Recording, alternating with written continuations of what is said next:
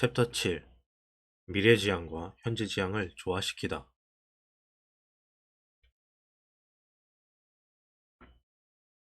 1장. 통달의 경지에서 오는 즐거움. 한 중년 남성이 의사를 찾아갔다. 우울증 때문이었다. 남자는 늘 부정적이고 무력했으며 앞날에 지나치게 집착했다. 아직 벌어지지도 않은 일을 두고 최악의 상황을 걱정하며 전전긍긍하는 게 그의 하루 일과였다. 모든 에너지를 근심 걱정에 쏟았기 때문에 그의 감정 상태는 언제 터질지 모르는 시한폭탄과 같았다. 그는 모르는 사람들과 부대끼는 걸 견딜 수 없어서 통근 열차를 타지 못했다. 새벽 3시에 인기적인 잠을 깬 아내가 흐느끼며 울고 있는 남편을 발견한 것도 한두 번이 아니었다. 이유를 물어보면 그는 이렇게 말했다. 차 타이어가 펑크나면 보통 사람들은 보험회사에 전화를 하잖아. 그런데 나는 자살 상담실 번호를 누른 것 같아. 그는 우울증 치료를 시작했다. 내가 현재지향적 화학물질인 세로토닌을 더 잘 사용할 수 있도록 돕는 약물을 복용했다. 치료 효과는 좋았다. 한 달 정도 지났을 때 그는 밝고 명랑해졌다는 소리까지 들었다. 점차 활력을 되찾았고 하루하루를 더 즐겁게 보낼 줄 알게 되었다. 자기 자신뿐만 아니라 아내에게도 잘된 일이었다. 그런 생각을 하다 불현듯 작은 호기심이 생겼다. 약물 치료 강도를 지금보다 올리면 어떨까? 그는 의사의 허락을 받아 약 용량을 높여 복용하기 시작했다. 그리고 다음 검진 때 그는 의사에게 이렇게 고백했다. 엄청나던데요? 마냥 행복했어요. 뭘 해야 한다는 생각이 전혀 들지 않을 정도로요. 아침에 눈을 떠도 침대 밖으로 나올 일이 없었죠.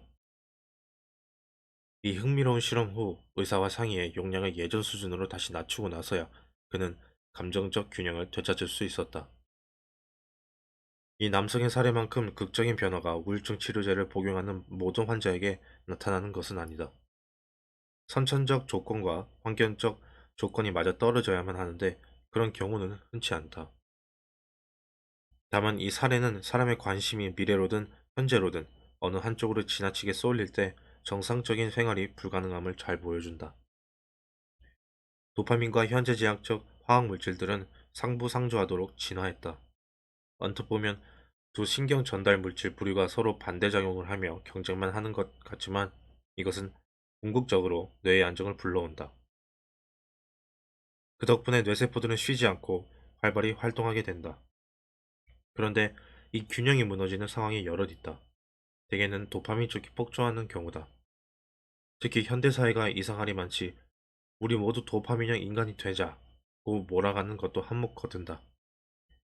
도파민 과잉 상태는 불행한 능력자를 만드는 반면 현재지향적 화학물질 과잉 상태는 행복한 게으름뱅이를 낳는다. 일 중독자 간부와 대마초 피는 노숙자를 나란히 놓고 생각해보자. 진정으로 행복한 삶을 살고 있거나 한 인간으로서 성장하고 있는 사람은 누구일까? 누구도 아니다. 두 신경 전달 물질 부류 사이의 균형을 유지하는 것이 무엇보다도 중요하다. 어느 쪽으로는 지나치게 기운 상태는 건강하지 못하다. 그렇다면 평범한 사람들은 어떻게 균형을 잡아야 될까? 무언가에 통달한다는 것은 주어진 환경에서 누구보다도 많은 보상을 얻어내는 것이라 정의할 수 있다. 누군가는 스쿼시에, 누군가는 프랑스 예술 요리에, 또 누군가는 컴퓨터 버그 해결의 통달의 달인으로 거듭난다. 무언가의 달인이 되는 것은 도파민이 보기에도 마땅히 응원하고 칭찬할 만한 바람직한 일이다.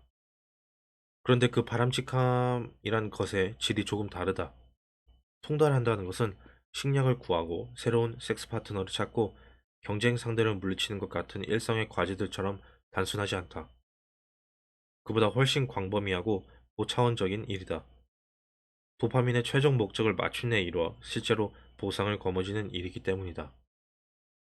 달인의 경지에 오르면 도파민의 열망은 정점을 찍는다. 그래서 주어진 환경에서 뽑아낼 수 있는 자원을 마지막 한 방울까지 있는 힘껏 짜낸다.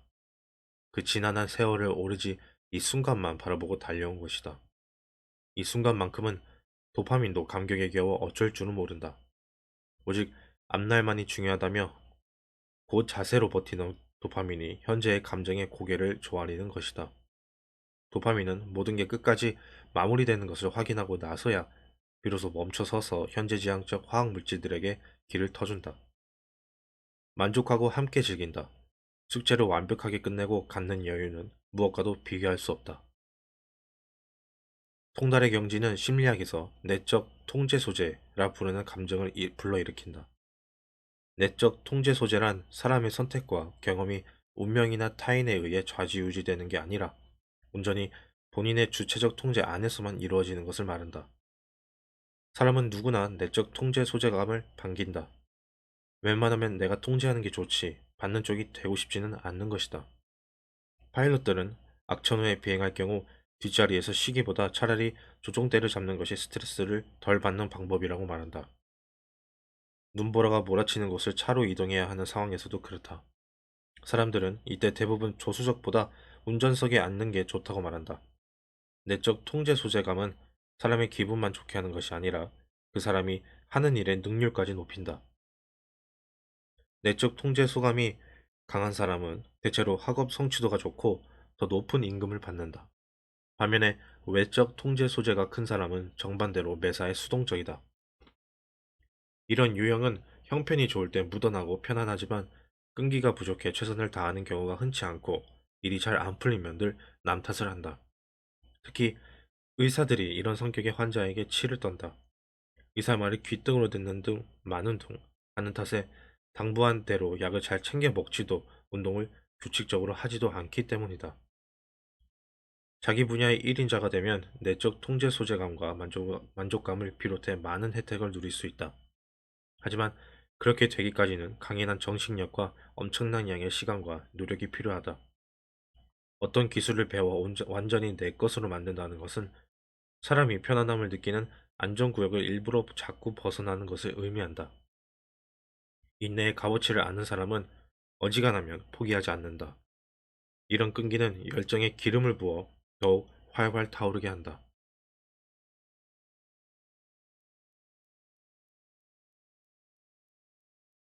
2장. 예측하지 못한 발견에 흥분하는 강력한 자극제. 사람들은 아침마다 무슨 생각을 하면서 양치질을 할까? 다른 건 몰라도 이를 구석구석 잘 닦아야겠다는 생각은 아닐 것이다. 그보다는 오늘 일과 이번 주 안에 해결해야 할 과제, 아니면 훨씬 더 나중의 일들로 머릿속이 솟아날 공산이 크다. 습관적으로 그러는 사람도 있고 정말 걱정이 돼서 그러는 사람도 있다. 하지만 다 괜한 걱정이다. 오히려 양치하면서 칫솔질에 집중하지 않을 때 뭔가를 놓치기가 훨씬 더 쉽다. 주의 깊게 보지 않으면 눈치채기 어려운 무언가를 말이다. 도파민은 보상 예측 오류라면 죽고 못 산다. 그런 까닭에 기대했던 것보다 나은 무언가를 우연히 발견하면 뛸 듯이 기뻐한다. 그런데 모순적이지만 예보가 엇나가는 사태를 막기 위해 분골 쇄신하는 것 또한 도파민이다. 보상 예측 오류가 일어나면 예상치 못한 사건이 내 삶의 질을 더 높여줬다는 사실에 도파민 회로가 흥분하기 때문에 기분이 엄청나게 좋아진다. 하지만 예기치 않게 발견되는 자원이 있다는 것은 발굴해야 할 자원이 아직 더 남았다는 뜻도 된다. 그런 이유로 도파민은 이 쇼에 두 번은 넘어가지 않는다. 도파민은 반짝 살아났던 행복감의 불씨를 스스로 밟아 꺼트린다. 잔인하지만 멀리 봤을 때 그게 최선이라고 판단하는 것이다. 그런데 정말 그게 최선일까? 도파민의 엄중한 감시를 뚫고 행운이 우리의 삶에 거듭 찾아오게 할 수는 없을까? 현실은 보물찾기 쪽지가 잔뜩 숨겨진 공원과 같다. 반면에 사람들이 저마다 마음에 품은 판타지는 예측이 가능하다. 대개는 비슷비슷한 시나리오의 재탕에 머문다. 어쩌다 한 번씩 기발한 새 아이디어가 떠오르기도 하지만 그런 일은 드물다. 작정하고 창의적인 생각을 하려고 하면 묵묵부답이고 오히려 다른 일에 몰두할 때 이런 생각이 툭 튀어나오기 일수다. 뇌의 정보 처리 효율은 바로 지금 하고 있는 일, 즉 현재의 의식을 집중할 때 극대화된다. 그러면 도파민은 새로운 계획을 그 어느 때보다도 빠르게 높은 완성도로 만들어낼 수 있다. 미래 예측의 뼈대를 빚으려면 데이터가 필요하고 데이터는 오감을 통해 현실에서 수집되는데 이 데이터베이스 자체가 훨씬 탄탄하기 때문이다. 실로 오랜만에 도파민 회로와 현재지향적 회로가 의기투합하는 것이다. 도파민 회로가 자극을 받아 깨어나면 집중력이 덩달아 높아진다. 이때 집중의 초점을 바깥 세상으로 돌림으로써 현재지향적 회로까지 깨우면 보다 강렬한 감각으로 현실을 체험하게 된다. 외국의 어느 낯선 거리를 걷고 있다고 상상해보자. 건물, 나무, 심지어 가로등까지 모든 것이 신기한 구경거리다. 이처럼 낯선 환경의 한복판에 설 때 온몸의 신경세포는 포착되는 감각 자극은 더없이 선명하다. 이 맛에 여행을 끊을 수가 없다. 그런데 반대 순서로도 똑같은 현상이 일어날 수 있다. 현실 세계에서 들어온 감각 자극이 인지 기능을 수행하는 뇌 도파민 회로에 터보 엔진을 달아주는 것이다. 특히 복잡한 상황일수록 무서운 가속도가 붙는다. 그리고 가장 복잡한 환경, 즉 가장 풍요로운 환경은 다름 아닌 자연계다. 자연은 몹시도 복잡하다. 수많은 요소들은 얽히고 설켜 예측 불가능한 결과를 만들어낸다. 일일이 열거하자면 한도 끝도 없다. 하나의 거대한 세계로서의 자연은 또 다른 매력을 가지고 있다. 때로는 고요하고 때로는 생동하는 변화무쌍한 모습을 보여주며 많은 이에게 감동과 영감을 선사한다. 자연은 도출되기 전과 후 인간의 인지 기능에 어떤 변화가 있는지 알아보기 위해 호주 멜버른 대학교의 연구팀이 학생들을 대상으로 실험을 진행했다. 케이트리 박사가 이끄는 연구팀은 먼저 학생들을 두 그룹으로 나눴다. 그리고 한 그룹에게는 옥상 정원이 있는 도심 건물의 사진을 보여주고 다른 한 그룹에게는 평범한 콘크리트 건물 사진을 보여줬다. 피시험자에게 주어진 시간은 딱 40초였다. 두 사진이 인지 기능에 미치는 영향을 수치화하기 위해 연구팀은 학생들에게 집중력을 요하는 과제를 냈다. 화면에 무작위로 뜨는 숫자를 보고 재빨리 해당 숫자 버튼을 누르는 것이다. 단, 예로 숫자 3을 보고는 버튼을 누르지 말아야 했다. 한 테스트당 피시험자가 확인해야 하는 숫자는 총 225개였다. 이 테스트는 고도의 집중력과 더불어 정답을 맞추겠다는 강한 의지도 있어야 했기 때문에 말처럼 쉽지 않았다. 연구팀은 각 피시험자마다 이 테스트를 두 차례 반복하되 1차 시기와 2차 시기 사이에 40초라는 아주 짧은 휴식 기간을 갖게 했다. 사진을 보여준 타이밍이 바로 이때다. 실험 결과 알록달록한 꽃과 초록잔디 사진을 스치듯 보고 온 학생들은 회색 빌딩 숲 사진을 본 그룹에 비해 실수를 적게 했다. 연구팀은 이런 차이가 생긴 이유를 다각도로 분석했다. 그런 뒤 자연 풍경이 되뇌피질 아래의 각성 부위와 되뇌피질의 집중력 제어 부위 모두를 깨었을 거라고 잠정적으로 결론지었다.